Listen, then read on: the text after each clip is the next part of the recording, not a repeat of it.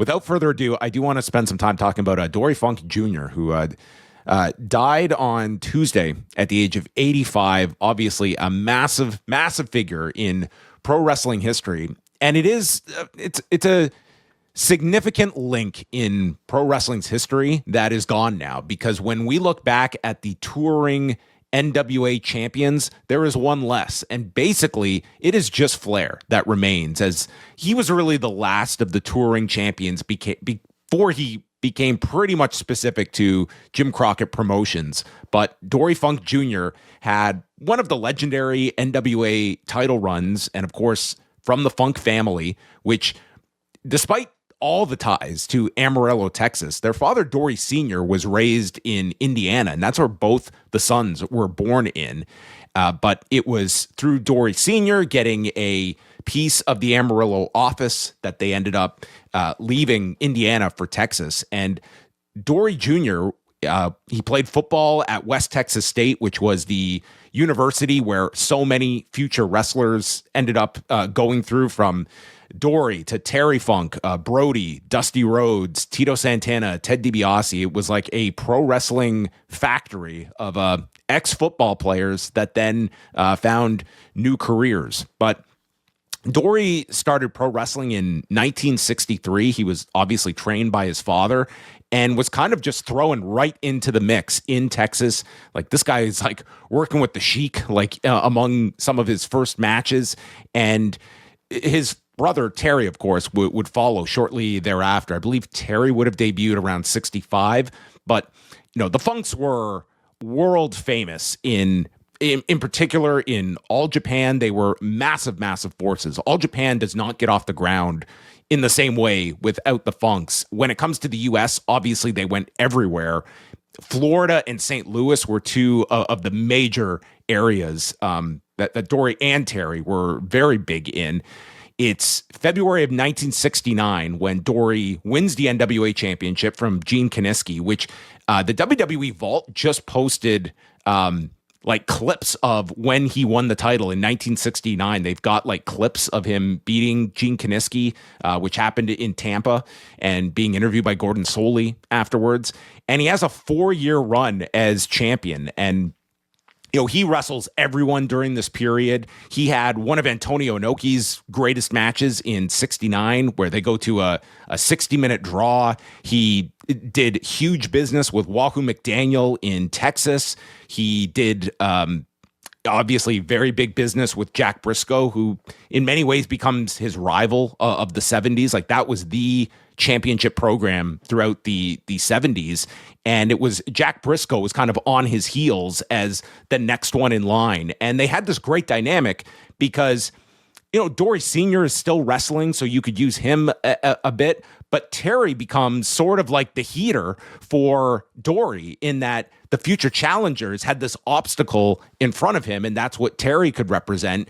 And so you could do business with Terry for the upcoming challenger, and then you get by Terry, and then you get your shot at Dory Jr. as well.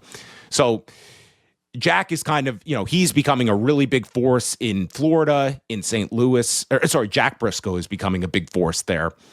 Dory also did a really big show with Fritz von Erich in 1972. They drew over 26,000 people, which at the time was a record in Texas for the gate that they drew, that would eventually be beaten by, the Von Erich Ric Flair show and some of the bigger WWE shows. The title change that occurs in 1973, it was all set up for Dory to lose the title to Jack Briscoe. The match was booked in Houston for March the 2nd, and that was going to be the handover. After 4 years, Dory was going to drop it to Jack Briscoe, his big rival. But then just days before, he had this accident on his ranch on a tractor, and he messed up his shoulder, and the match gets canceled. And this became a controversy for the rest of their lives, was this belief.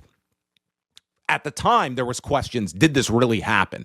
I think everyone has settled this accident really did happen. And it comes down to, if you believe that Dory was hurt enough that he couldn't do the match. I tend to believe this was a legitimate injury, and that a lot of people just want to read a conspiracy where there isn't one, but there's definitely that side that believe that the Funks did not want to drop the belt to Jack Briscoe and sort of be unseated in that way. The flip side, though, was it created this great setup where Dory comes back weeks later and he ends up dropping the title to Harley Race instead. And then the title goes from Harley to Jack Briscoe. So Jack Briscoe gets the big championship win, but he doesn't beat Dory for the belt. So you had this natural extension of the rivalry of Jack continuing to have a need to go after Dory Funk Jr. And these matches, like there are plenty of their clips online that you can watch. It's a totally different style in the 70s, but this was the feud of the time. And it wasn't like these guys were just great technical wrestlers for a certain segment of fans. Like they drew really big. Like just studying the last few days of what they were gigantic in St. Louis, where every time in, these guys were doing 10, 11,000 people when you put this on top. And this was a feud that you could take to all parts of the country. And so Dory is out of the NWA championship picture. The next big focus is Japan, where initially Terry and Dory had wrestled in the JWA, which was the promotion that Baba and Inoki were part of. And then they both leave that company and eventually start their own promotions. And the key was that Baba had the relationship with Dory Sr., and thus the Funks become the foreign bookers for All Japan. And what's so important is that gave All Japan the connection with the NWA in the United States, and it forced Inoki to be on the outside and didn't have that NWA connection, which was, that was the big championship that the Japanese fans saw as like the big belt that Lou Thez held. And it forced Inoki and Hisashi Shinma to have to market Inoki in a much different way and create these opponents and go the shooter route and come up with all these interesting gimmicks for Inoki. Whereas All Japan, like they had the credibility of the NWA, they had the Funks, and it gave them a great gateway to US talent as well. And so they're not just the foreign bookers. These two are also the guys that are instructed to train Jumbo Tsuruta, Junichiro Tenryu. Dory as a trainer it's really remarkable because he has a hand in some of these Japanese stars. And then a whole generation later, he ran those Funkin' Dojos where he wasn't training people from scratch, but it was sort of like a finishing school for WWF talent right before they got onto TV. So he had a hand with Adam Copeland, with Christian, Kurt Angle here, who he was training like right from the early stages. But he worked with a lot of those talents that end up being big stars during the Attitude Era as well. Like there's not too many people that can say they had a hand in training like Kurt Angle and Jumbo Tsuruta together. But that was another aspect of Dory's career. Of course, the Funks, they were major stars in All Japan. They won the tag league on 3 occasions, which with some legendary finals, including the one with Abdullah and the Sheik that they had, the big bloody match where Terry is involved in. That's in 1979. They were instrumental in getting Stan Hansen to come over from New Japan to All Japan, which was a big shift, getting Hansen over there as well. And, he continues his career after Japan. He does go very briefly to the WWF with his brother in the mid 80s. He goes there in 86 and he's only there for a couple of months where he is renamed Haas Funk and teaming with Terry. They got onto one WrestleMania together. He did work the second WrestleMania, the one in Los Angeles. He did have a big Saturday night's main event with Terry against Hogan and Junkyard Dog, but the WWF run is a very, very small part of his career.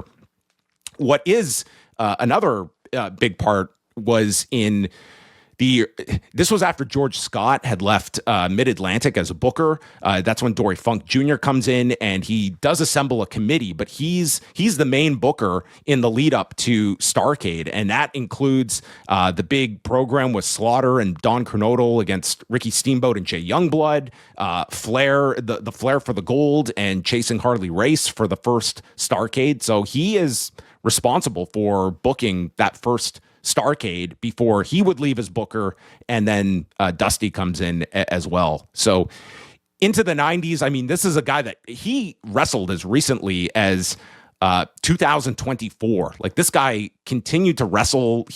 In the 90s, he wrestles for ECW for a brief time in 94. He shows up in the WWF for a Royal Rumble. He does a WCW pay-per-view. And then, of course, he had his own promotion in Florida where he had a training school, and then they had local TV as well that he continued to run and was pretty active. Like, him and his brother finally go to New Japan in the early 2000s. In 2001, that was a pretty big deal when they crossed over and continued to wrestle. He wrestled as late as 2017 on All Japan tours. So, like, well into his senior years as well. So there's so much you can go over with Dory Funk Jr. He was in pretty much every Hall of Fame that's imaginable.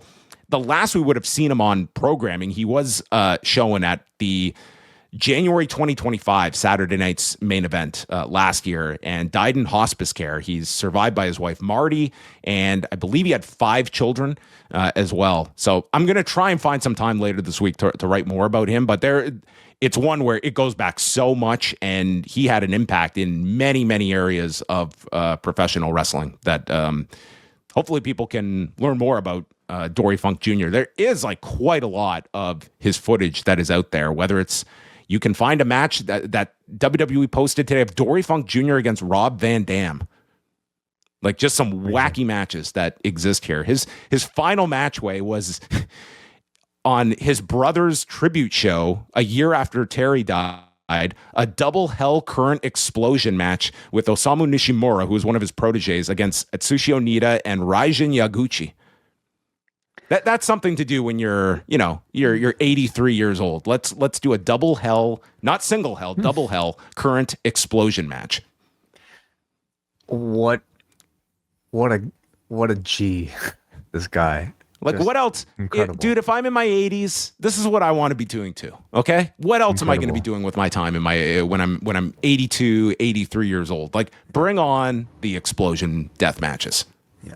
Mm-hmm. So there you go. That is a little bit on Dory Funk Jr.